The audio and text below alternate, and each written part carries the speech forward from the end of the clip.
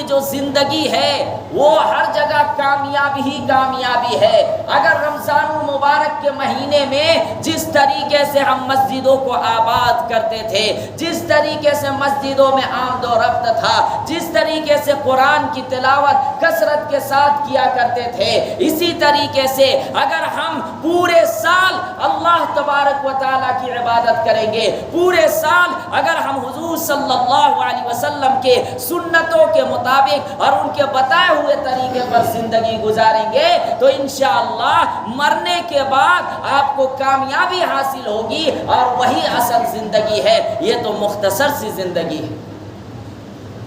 اگر کوئی آدمی نماز پڑھتا ہے تو کیا کہا گیا کہ نماز بے حیائیوں کو، گناہوں کو وہ روکتی ہے۔ نماز اگر کوئی پڑھتا ہے تو حدیث کے اندر کیا کہا گیا؟ الصلاۃ معراج المؤمنین، کہ نماز مومن کے لیے معراج ہے۔ جب آپ نمازوں کے پابند رہیے گا تو آپ جنت میں چڑھنے کے لیے سمجھیے ایک سیڑھی بن جائے گی، اور اس کے بعد آپ سیڑھی سے چڑھتے ہوئے جنت میں پہنچ جائیے گا۔ لیکن اس کے لیے آپ کو نمازوں کی پابندی کرنی ہوگی، اور آپ صلی اللہ علیہ وسلم نے جو طریقہ بتلایا ہے اس طریقے کو اپنانا ہوگا۔ اگر کوئی کام ہم کریں گے اور اس کام میں اللہ کے نبی صلی اللہ علیہ وسلم وہ طریقہ بتلائے ہیں، اس طریقے کے مطابق اگر ہم کریں گے تو وہ سنت کا ثواب ملے گا، اتباع سنت کا آپ کو اجر و ثواب ملے گا۔ لیکن اگر ہم اپنی مرضی کے مطابق اور اپنی منچاہی مرضی کے مطابق اگر ہم کام کریں گے تو اس میں اجر و ثواب نہیں ملے گا۔ حضرت جابر بن سلیم رضی اللہ تعالیٰ عنہ ایک صحابی ہے، وہ بعد میں ایمان لے لائے تھے۔ تو حضرت جابر بن سلیم رضی اللہ تعالیٰ عنہ ایمان لانے سے پہلے کا واقعہ بیان کرتے ہیں، اور حدیث میں اس کا تذکرہ ہے کہ حضرت جابر بن سلیم رضی اللہ تعالیٰ عنہ فرماتے ہیں کہ میری جب پہلی ملاقات آپ صلی اللہ علیہ وسلم سے ہوئی، پہلی ملاقات جب آپ صلی اللہ علیہ وسلم سے ہوئی تو اس کا واقعہ بیان کرتے ہیں کہ میں آپ صلی اللہ علیہ وسلم کو نہیں پہچانتا تھا کہ کون محمد صلی اللہ علیہ وسلم ہے، لیکن بس ان کا نام سن کر میں گیا۔ اب جب میں مسجد کے اندر گیا تو دیکھتا کیا ہوں کہ صحابہ کرام کی بھیڑ لگی ہوئی ہے، مجمع لگا ہوا ہے، اور انہی صحابہ کرام میں سے ایک صاحب بیٹھے ہوئے ہیں، اور وہ صاحب جو بھی حکم دیتے ہیں صحابہ کرام کو، وہ صحابہ کرام خوش دلی کے ساتھ ان کام کو کرتے ہیں۔ اسی طریقے سے صحابہ کرام جو ہے اللہ کے نبی صلی اللہ علیہ وسلم کی ہر باتوں کو مانتے ہیں، ہر باتوں کو فالو کرتے ہیں، اور خوش دلی کے ساتھ ان صاحب کی بات کو مان کر اس پر عمل کرنے کی کوشش کرتے ہیں، اور بھیڑ لگی ہوئی ہے۔ تو حضرت جابر بن سلیم رضی اللہ تعالیٰ عنہ ان صحابہ کرام میں سے ایک صحابہ کو اپنے قریب بلا کر پوچھتے ہیں کہ یہ صاحب جو بیٹھے ہوئے ہیں یہ کون ہے؟ تو صحابی عرض کرتے ہیں کہ یہی تو اللہ کے نبی صلی اللہ علیہ وسلم۔ اس کے بعد حضرت جابر بن سلیم رضی اللہ تعالیٰ عنہ آپ صلی اللہ علیہ وسلم کے قریب پہنچتے ہیں، اور قریب پہنچنے کے بعد سلام کرتے ہیں، اور سلام کا الفاظ یہ تھا، کیسے؟ علیک السلام یا رسول اللہ صلی اللہ علیہ وسلم، علیک السلام یا رسول اللہ صلی اللہ علیہ وسلم، اور یہ لفظ میں 2 مرتبہ اسی الفاظ میں حضرت جابر بن سلیم رضی اللہ تعالیٰ عنہ سلام کرتے ہیں۔ تو اللہ کے نبی صلی اللہ علیہ وسلم نے حضرت جابر بن سلیم رضی اللہ تعالیٰ عنہ کو سلام کرنے کا طریقہ بتلاتے ہیں، اور یہ کہتے ہیں کہ تم یہ جو سلام کر رہے ہو، کہ کیا سلام کر رہے ہو؟ علیک السلام یا رسول اللہ صلی اللہ علیہ وسلم، یہ سلام صحیح نہیں ہے، بلکہ تم سلام کرو السلام علیکم ورحمۃ اللہ وبرکاتہ۔ حالانکہ آپ دیکھیں کہ علیک السلام میں بھی معنی میں کوئی خرابی نہیں ہے، اس کا معنی بھی وہی ہو رہا کہ تم پر سلامتی ہو، لیکن اللہ کے نبی صلی اللہ علیہ وسلم وہاں پر تنبیہ کیے اور اس کو یہ بتائے حضرت جابر بن سلیم رضی اللہ تعالیٰ عنہ کو کہ یہاں پر تمہاری مرضی نہیں چلے گی، بلکہ ہم جو سلام کرنے کا طریقہ بتلا رہے ہیں اس طریقے پر اگر چلو گے تو تمہیں سنت کا ثواب ملے گا، تمہیں سلام کرنے کا ثواب ملے گا۔ اب کوئی آدمی اگر السلام علیکم کہتا ہے تو اس کو 10 نیکی ملیں گی، اگر کوئی آدمی السلام علیکم ورحمۃ اللہ کہتا ہے تو اس کو 20 نیکیاں ملیں گی، اگر کوئی آدمی السلام علیکم ورحمۃ اللہ وبرکاتہ اگر پورا سلام کرتا ہے تو اس کو 30 نیکیاں ملیں گی۔ اب یہ آپ کے اختیار میں ہے کہ آپ شارٹ کٹ والا سلام کرنا چاہتے ہیں السلام علیکم، یا پھر وہ سلام کرنا چاہتے ہیں جس میں نیکیاں زیادہ مل رہی ہیں۔ تو یہاں پر حضرت جابر بن سلیم رضی اللہ تعالیٰ عنہ کو اللہ کے نبی صلی اللہ علیہ وسلم نے کیا ارشاد فرمایا کہ جو تم یہ سلام کر رہے ہو علیک السلام، یہ سلام مت کرو بلکہ سلام کیا کرو السلام علیکم۔ اب یہاں پر یہ یاد رکھیے گا کہ اللہ کے نبی صلی اللہ علیہ وسلم یہاں پر کیوں یہ لفظ بتائے کہ تم غلطی کیے ہو، اس وجہ سے کہ کہیں ایسا نہ ہو کہ جو یہ طریقہ بتلا رہے ہیں اس طریقے پر لوگ چلنا شروع کر دے، اس طریقے پر لوگ چلنا شروع کر دے۔ نہیں، بلکہ اللہ تعالیٰ نے جب ہمارے نبی صلی اللہ علیہ وسلم کو بھیجا ہے تو بھائی کون بتائے گا سلام کرنے کا طریقہ، کون بتائے گا کھانا کھانے کا طریقہ، کون بتائے گا سونے کا طریقہ؟ وہ اللہ کے نبی صلی اللہ علیہ وسلم بتائیں گے۔ تو جب یہ سلام کرنے کا طریقہ بتلایا گیا اس کے بعد پھر بتایا گیا کہ اگر تم سلام کرو تو جواب یہ دینا ہے وعلیکم السلام ورحمۃ اللہ وبرکاتہ، وعلیکم السلام ورحمۃ اللہ وبرکاتہ۔ حالانکہ اب یہاں پر دیکھیے کہ اگر سلام کوئی کرتا ہے السلام علیکم اور اس کا جواب بھی کوئی السلام علیکم کہتا ہے تو اس جواب حالانکہ صحیح ہے، اس میں بھی کہا جا رہا ہے کہ تم پر سلامتی ہو، لیکن اللہ کے نبی صلی اللہ علیہ وسلم نے یہ نہیں فرمایا کہ السلام علیکم کا جواب السلام علیکم ہی دو، بلکہ یہاں پہ یہ فرمایا گیا وعلیکم السلام کہو کہ اور تم پر سلامتی ہو، اللہ کی رحمت ہو، اللہ کی برکت ہو۔ تو یہ اللہ کے نبی صلی اللہ علیہ وسلم نے یہ جو فرمایا یہ ہم لوگوں کو ہر ایک طریقہ بتلایا۔ یہیں پر حضرت ڈاکٹر عبدالحی رحمۃ اللہ علیہ فرماتے ہیں کہ دیکھو ایک آدمی جو کام کرتا ہے اگر وہ اپنی مرضی کے مطابق کرتا ہے، اپنی مرضی کے مطابق کرتا ہے اس میں کوئی اجر و ثواب نہیں ہے، لیکن اگر ایک آدمی کام کر رہا ہے اور وہ سنت سمجھ کر کام کر رہا ہے تو اس میں اجر و ثواب ہے۔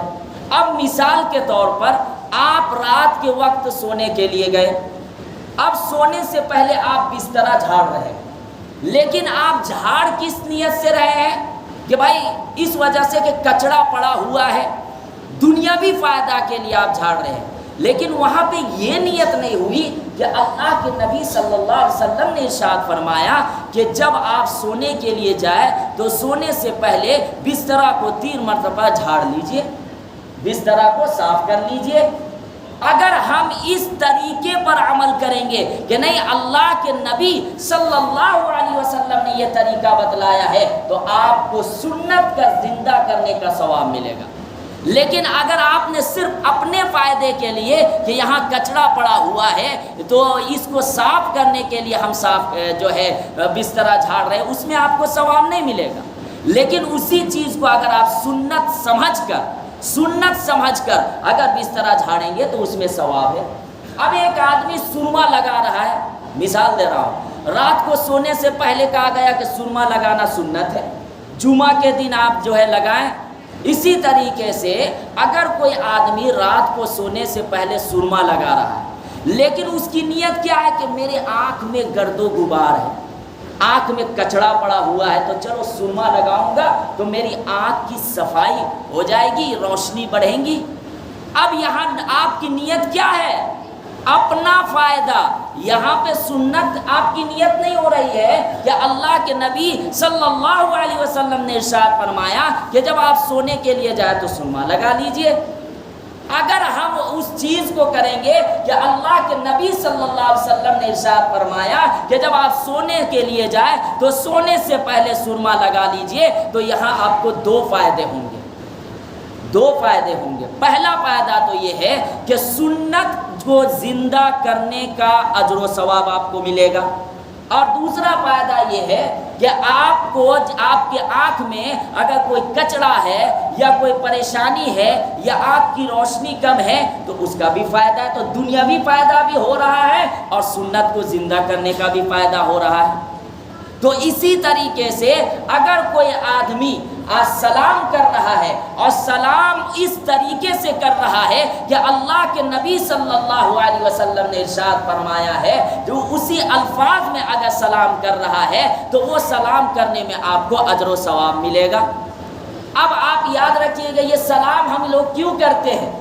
یہ اس وجہ سے کہ یہ اسلامی شعار ہے، یہ اسلامی پہچان ہے، اور اس سے معلوم ہوتا ہے کہ آپ مسلمان ہیں۔ اور سلام اس وجہ سے کیا جاتا ہے کہ مسلمان آپس میں جب سلام کریں گے تو آپس میں محبت پیدا ہوگی، نفرت ختم ہونے کا اور آپس میں محبت پیدا ہوگی، اسی وجہ سے سلام کیا جاتا ہے۔ اب یہاں پر دیکھیے کہ اللہ کے نبی صلی اللہ علیہ وسلم نے ایک صحابی کو ایک دعا سکھائی، ایک صحابی کو ایک دعا سکھائی کہ جب آپ سونے کے لیے جائیں تو سونے سے پہلے اس دعا کو پڑھیں، اور وہ دعا یہ ہے، آمنت بکتابک الذی انزلت، آمنت بکتابک الذی انزلت ونبیک الذی ارسلت، کہ میں ایمان لایا اس چیز پر جس کو اللہ نے نازل کی ہے، اور میں ایمان لایا اس نبی پر جس کو اللہ نے بھیجا ہے۔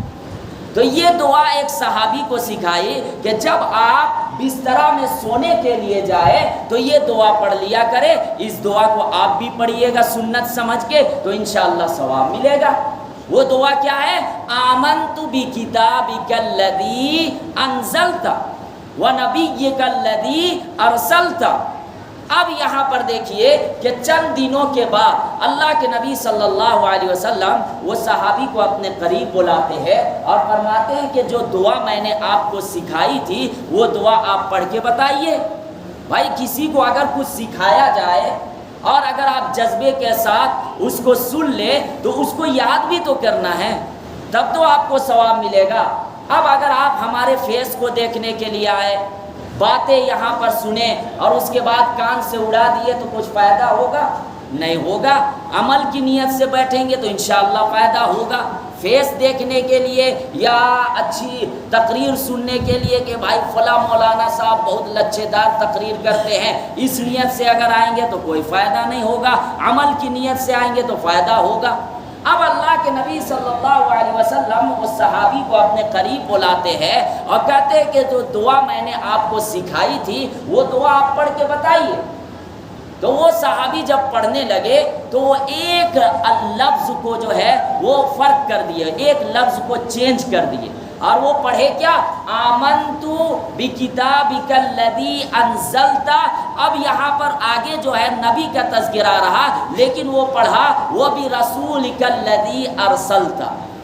یعنی جو ہے ہم اس کتاب پر ایمان لاتے ہیں کہ جو اللہ نے نازل کی ہے، اور اس رسول پر ایمان لاتے ہیں جو اللہ نے بھیجا ہے۔ اب پہلے والی جو دعا سکھائے تھے اللہ کے نبی صلی اللہ علیہ وسلم اس میں نبی کا لفظ آیا تھا، لیکن جب یہ دعا آپ صلی اللہ علیہ وسلم کو وہ صحابی سنانے لگے تو لفظ میں تھوڑا سا لفظ بدل گیا اور وہ نبی کے جگہ میں رسول کو تذکرہ کر دیا۔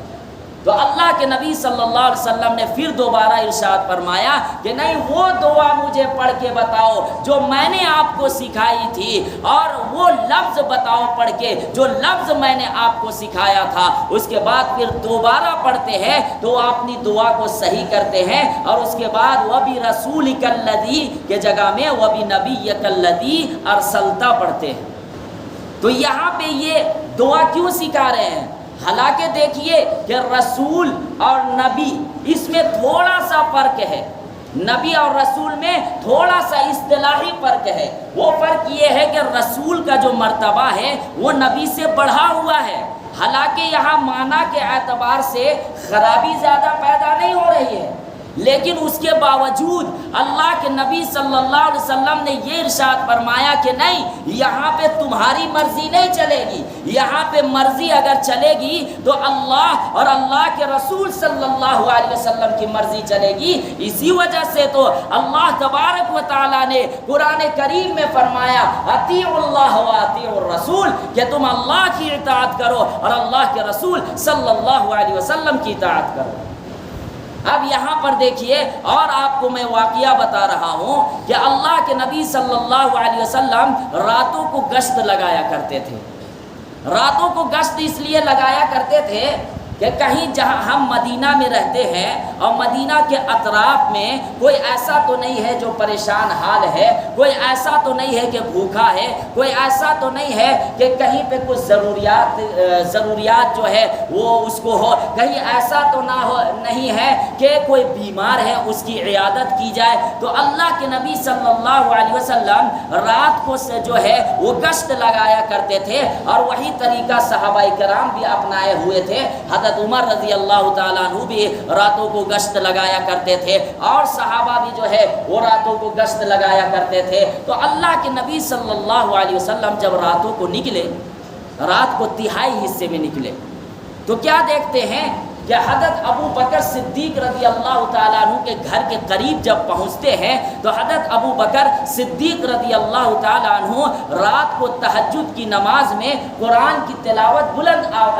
آہستہ آواز سے پڑھ رہے تھے. حضرت ابو بکر صدیق رضی اللہ تعالیٰ عنہ رات کو تہجد کی نماز میں قرآن کی تلاوت آہستہ سے کر رہے تھے. اللہ کے نبی صلی اللہ علیہ وسلم وہاں پر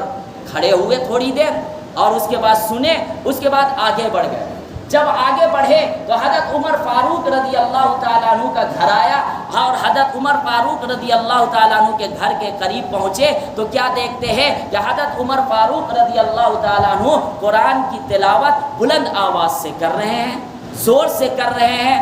اب اس کے بعد اللہ کے نبی صلی اللہ علیہ وسلم دونوں صحابی کو بلاتے ہیں، حضرت ابو بکر صدیق رضی اللہ تعالیٰ عنہ کو بھی بلاتے ہیں، حضرت عمر فاروق رضی اللہ تعالیٰ عنہ کو بھی بلاتے ہیں. اب یہاں پہ دیکھیے، دونوں کو بلانے کے بعد اس کے بعد حضرت ابو بکر صدیق رضی اللہ تعالیٰ عنہ سے پوچھتے ہیں کہ یہ تو بتاؤ کہ تم نماز تہجد میں قرآن کی تلاوت آہستہ آواز میں کیوں کر رہا تھا؟ کیا حکمت تھی اس کی؟ حضرت ابو بکر صدیق رضی اللہ تعالیٰ عنہ نے کتنا عمدہ جواب دیا، کتنا پیارا جواب دیا، اور اس پر اگر ہم لوگ عمل کرنے لگے تو الحمدللہ. اب دیکھیے، جواب تو بہت عمدہ ہے. حضرت ابو بکر صدیق رضی اللہ تعالیٰ عنہ نے ارشاد فرمایا کہ میں قرآن کی تلاوت آہستہ آواز سے اس لیے کر رہا تھا کہ جس ذات کو میں سنا رہا تھا وہ ذات تو دلوں کے حال سے واقف ہے. میں اللہ کو سنا رہا تھا، اور اللہ تو وہ ہے کہ جب میں دل میں جو باتیں سوچتا ہوں اس کو بھی جانتا ہے. تو مجھے بلند آواز سے قرآن کی تلاوت کرنے کی کیا ضرورت ہے؟ یہ کن کا جواب ہے؟ حضرت ابو بکر صدیق رضی اللہ تعالیٰ عنہ کا بہت عمدہ جواب ہے. ظاہر سی بات ہے، اگر آپ قرآن کی تلاوت آہستہ کریں گے تو کیا اللہ تعالیٰ نہیں سنے گا؟ بے شک سنے گا، اس میں کوئی شک و شبہ ہے کہ آپ کو نہیں ہے. اب حضرت عمر رضی اللہ تعالیٰ عنہ سے پوچھتے ہیں کہ آپ بلند آواز سے قرآن کی تلاوت تہجد کی نماز میں کیوں کر رہے تھے؟ اس کی کیا حکمت تھی؟ حضرت عمر فاروق رضی اللہ تعالیٰ عنہ نے ارشاد فرمایا اوقد الوسنان واطرد الشیطان، کہ میں بلند آواز سے، حضرت عمر فاروق رضی اللہ تعالیٰ عنہ نے فرمایا کہ میں بلند آواز سے قرآن کی تلاوت اس وجہ سے کر رہا تھا کہ میں سونے والے کو جگا رہا تھا اور شیطان کو بھگا رہا تھا. حضرت عمر فاروق رضی اللہ تعالیٰ عنہ بھی بہت عمدہ جواب دیے کہ میں اس وجہ سے بلند آواز سے رات کی تنہائیوں میں قرآن کی تلاوت کر رہا تھا، اس وجہ سے کہ بہت سے لوگ اس میں لاپرواہی سے زندگی گزارتے ہیں، کبھی توفیق نہیں ہوتی زندگی میں کہ رات کی تنہائیوں میں اٹھ کر قرآن کی تلاوت کرے، کبھی توفیق نہیں ہوتی کہ اللہ کی رضا کے لیے کبھی تو ہم اللہ کے لیے اٹھے، کبھی تو تہجد کی نماز پڑھے، اور اللہ تبارک و تعالیٰ کو وہ رات کی تنہائیوں میں اٹھنا، وہ اللہ تبارک و تعالیٰ کو رات میں مانگنا رونا اتنا پسند ہے، اتنا پسند ہے کہ اللہ تبارک و تعالیٰ ان کے سارے گناہوں کو معاف کر دیتے ہیں۔ جو تہجد کے وقت اٹھتا ہے اور اللہ سے معافی مانگتا ہے تو فرشتوں سے کہتا ہے دیکھو تو صحیح، یہ گرم گرم بسترے کو چھوڑ کر، یہ نیند کو قربان کر کے، یہ اپنی بیوی سے الگ ہو کر، یہ اپنے بچوں کو چھوڑ کر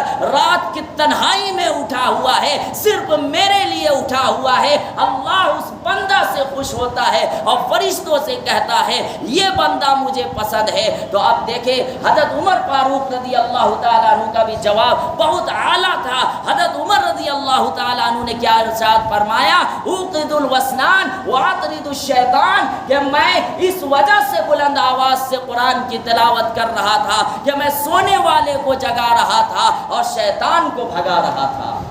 اب یہاں پر دونوں اپنی رائے دیے، دونوں کی رائے درست ہے، غلط میں نہیں کہوں گا، دونوں کی رائے درست ہے، اور یہ ایک اللہ کا مقرب اور اللہ کے قرب کا ایک ثبوت ہے اور اللہ سے محبت کا ایک ثبوت ہے۔ لیکن اللہ کے نبی صلی اللہ علیہ وسلم نے ان دونوں صحابی کو کیا حکم دیا؟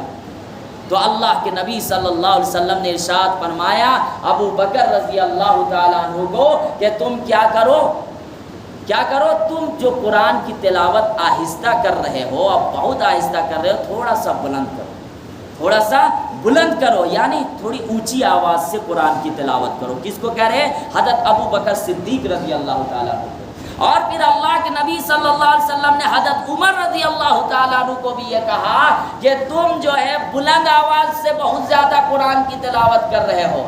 اب اس میں دیکھیے، حالانکہ دونوں کی محبت اللہ سے ہے، دونوں کی محبت ہے، غلط نہیں ہے، لیکن یہاں پہ اللہ کے نبی صلی اللہ علیہ وسلم اس لیے بھی منع کیے، جو علماء کرام لکھتے ہیں کہ اگر ہم رات کی تنہائی میں اٹھیں بہت اچھی بات ہے، بہت اجر و ثواب ہے، لیکن اگر ہم بلند آواز سے قرآن کی تلاوت کریں گے تو ہو سکتا ہے کہ سامنے والا بندہ بھی اڑ جائے، اس کی نیند میں بھی خلل پیدا ہو۔ تو اگر ہم عبادت کر رہے ہیں دوسرے کو تکلیف پہنچا رہے تو وہ بھی تو اللہ کو قابل قبول نہیں ہے، اللہ کے بارگاہ میں قبول نہیں ہونے کا۔ اس لیے اللہ کے نبی صلی اللہ علیہ وسلم نے حضرت عمر رضی اللہ تعالیٰ عنہ کو یہ ارشاد فرمایا، کیا ارشاد فرمایا، اخفض قلیلا، یعنی تم اپنی آواز کو تھوڑی ہلکی کرو، درمیانی متوسط درجے کو اختیار کرو۔ اسی وجہ سے ہم لوگوں کو نماز میں بھی قرات کا جو حکم دیا گیا کہ جب آپ قرات کرے تو نہ تو بہت زیادہ بلند آواز سے کرے نہ بہت زیادہ ہلکی آواز سے کرے، اتنی متوسط درجے کا ہونا چاہیے کہ لوگوں تک آواز پہنچ جائے، اتنی بھی زیادہ ہارڈ آواز نہیں ہونی چاہیے کہ اگلا کو پریشانی ہو، بلکہ اتنی آواز ہونی چاہیے متوسط درجہ۔ اور ہر چیز میں اگر ہم درمیانی روی کو اختیار کریں گے تو اللہ کو وہ زیادہ پسند ہے۔ تو اللہ کے نبی صلی اللہ علیہ وسلم نے یہ ارشاد فرمایا کہ یہ نہ تو آپ کی یہاں مرضی چلے گی، حضرت ابو بکر رضی اللہ تعالیٰ عنہ کا کہنے کا مطلب یہی ہے، نہ تو آپ کی یہاں مرضی چلے گی نہ تو حضرت عمر رضی اللہ تعالیٰ عنہ کی مرضی چلے گی۔ ابھی نبی ہے تو نبی جو آپ کو حکم دے رہے ہیں اسی طریقے کو اختیار کریں گے تو انشاءاللہ آپ کو سنت کا اجر و ثواب ملے گا۔ تو اللہ کے نبی صلی اللہ علیہ وسلم نے کتنا عمدہ جواب دیا، اور وہی ہمارے نبی صلی اللہ علیہ وسلم، ایک مرتبہ کا واقعہ میں آپ کو بتاؤں، ایک صحابی تھے، ایک چرواہا یعنی جو بکریاں چرایا کرتے ہیں یا اس زمانے میں اونٹ چرایا کرتے ہیں، وہ یہودی تھا، وہ مسلم نہیں تھا۔ لیکن وہ آپ صلی اللہ علیہ وسلم کے پاس آیا اور عرض کیا کہ اللہ کے جو ہے محمد صلی اللہ علیہ وسلم میں آپ کے پاس آیا ہوں ایمان قبول کرنے کے لیے، لیکن یہ تو بتائیے کہ اگر میں ایمان لے لاتا ہوں تو مجھے آپ کیا انعام دو گے؟ اللہ کے نبی صلی اللہ علیہ وسلم نے ارشاد فرمایا انعام کی بات کرتے ہو، اگر تم ایمان لے لایا تو تمہیں جنت ملے گی۔ اب وہ طلب لے کر خود آیا تھا، یہاں کوئی زور زبردستی نہیں، بلکہ وہ چرواہا خود آیا آپ صلی اللہ علیہ وسلم کے پاس کہ اگر میں ایمان لے لاتا ہوں تو اس کے بدلے ہمیں کیا ملیں گے؟ تو اللہ کے نبی صلی اللہ علیہ وسلم نے ارشاد فرمایا اس کے بدلے جنت نصیب ہوگی اور اس کے بعد تم ہمارا بھائی بن جاؤ گے۔ اور وہ چرواہا بالکل کالا کلوٹا تھا، وہ حبشی کے طرح تھا اور اس کے جسم سے بدبو بھی آ رہی تھی، تو وہ چرواہا کہنے لگا کہ آپ تو امام الانبیاء ہے، اب میں کالا کلوٹا آدمی ہوں، میرا کوئی برادری نہیں ہے، میں تو بہت نیچے درجے کا ہوں، میں ایک غلام آدمی ہوں، تو کیا میں اگر ایمان لے لاؤں گا تو آپ مجھے گلے لگائیے گا؟ اللہ کے نبی صلی اللہ علیہ وسلم نے ارشاد فرمایا کہ میں گلا بھی لگاؤں گا، تمہارے پیشانی میں بوسہ بھی دوں گا۔ تو وہ جو ہے چرواہا کہنے لگا کہ میرے جسم سے بدبو بھی آ رہی ہے، کیا اس کے بدلے بھی آپ ہمیں گلا لگائیے گا؟ اللہ کے نبی صلی اللہ علیہ وسلم نے فرمایا اس کے باوجود بھی میں تمہیں گلا لگاؤں گا، اور اس کے بعد یہ بھی ارشاد فرمایا کہ یہ جو تمہارا کالا پن ہے یہ جنت میں دور ہو جائیں گے اور سفیدی آ جائیں گے۔ اس کے بدلے یہ بھی اللہ کے نبی صلی اللہ علیہ وسلم نے ارشاد فرمایا کہ بدبو ہے لیکن جب تم ایمان لے لاؤ گے تو تمہارے جسم سے خوشبو پھوٹنے لگیں گے۔ اور اس کے بعد وہ چرواہا ایمان لے لاتا ہے اسی وقت اور پڑھتا ہے اشہد اللہ الہ الا اللہ و اشہد ان محمد رسول اللہ، اور اس کے بعد پھر کہتا ہے بتائیے ہمیں اعمال کیا کرنا ہے اور کون سی عبادت کرنی ہے۔ اللہ کے نبی صلی اللہ علیہ وسلم نے ارشاد فرمایا کہ جو ابھی تم اس وقت ایمان لائے ہو اس وقت تو نماز کا بھی وقت نہیں ہے، اس وقت رمضان کا مہینہ بھی نہیں چل رہا ہے، لیکن ہم لوگ اللہ کے راستے میں نکل رہے ہیں، تمہاری خواہش ہے کہ تم نکلو یا نہ نکلو۔ وہ کہتا ہے کہ میں بھی اللہ کے راستے میں نکلوں گا، میں بھی دشمنوں سے مقابلہ کروں گا، اگر میں جیت گیا تو پھر غازی بنوں گا، مر گیا تو شہید ہو جاؤں گا۔ اور اس کے بعد وہ چرواہا نکلتا ہے آپ صلی اللہ علیہ وسلم کے ساتھ، لیکن وہ شہید ہو جاتا ہے۔ شہید ہونے کے بعد صحابہ کرام کا مجمع لگا ہوا ہے، بھیڑ لگی ہوئی ہے، اللہ کے نبی صلی اللہ علیہ وسلم قریب پہنچتے ہیں تو دیکھتے کیا ہے کہ وہی چرواہا شہید ہو گیا ہے۔ صحابہ کرام کہتے ہیں تو اس کو تو میں نہیں پہچان رہا ہوں، یہ کون ہے؟ یہ تو نئے شکل کا معلوم ہوتا ہے۔ اللہ کے نبی صلی اللہ علیہ وسلم نے فرمایا تمہیں معلوم نہیں ہے، مجھے معلوم ہے، کیونکہ یہ مجھے اکیلے میں آ کر ملا تھا اس اور یہ ایمان لے لایا ہے، اور میں دیکھ رہا ہوں کہ اس کو فرشتے غسل دے رہے ہیں اور اس کی بدبو خوشبو میں تبدیل ہو گئی ہے، اور یہ جو سیاہ تھا یہ جو ہے سفیدی میں تبدیل ہو گئی ہے، یہ خوبصورت ہو گیا ہے، حوریں لڑ رہی ہے کہ ہمارے پاس یہ رہیں گے۔ اور اس کے بعد میں دیکھ رہا ہوں کہ نہ تو انہوں نے ایک وقت کی نمازیں پڑھی، نہ تو یہ رمضان المبارک کے روزے رکھے، لیکن اس کے باوجود یہ اللہ کے راستے میں نکلے اور شہید ہو گئے۔ اس کے بدلے میں اللہ تعالیٰ اس کو جنت عطا فرمائے۔ تو دوستو بزرگوں، ہماری کامیابی اسی میں ہے کہ اگر ہم اللہ اور اللہ کے رسول صلی اللہ علیہ وسلم کے مطابق زندگی گزاریں گے تو کامیابی ہے۔ یہ مختصر سی زندگی ہے، ہم اور آپ اس دنیا کو چھوڑ کر چلے جائیں گے، لیکن اگر ہر جگہ ہم نے اللہ اور اللہ کے رسول صلی اللہ علیہ وسلم کے طریقے کو اپنایا تو انشاءاللہ جو ہمیشہ ہمیش والی زندگی ہے وَهُمْ فِيهَا خَالِدُونَ، وہ جنت میں ہمیں نصیب ہوں گے۔ وہاں نہ تو بڑھاپا ہے، نہ تو وہاں جوانی ختم ہے، نہ تو وہاں بیماری ہے، نہ تو وہاں ٹینشن ہے، وہاں تو محبت ہی محبت ہے۔ اللہ تبارک و تعالیٰ سے دعا ہے کہ اللہ تعالیٰ ہم سب کو کہنے سننے سے زیادہ عمل کرنے کی توفیق عطا فرمائے۔ تو جو حضرات سنت نہیں پڑھے ہیں وہ سنت پڑھیں۔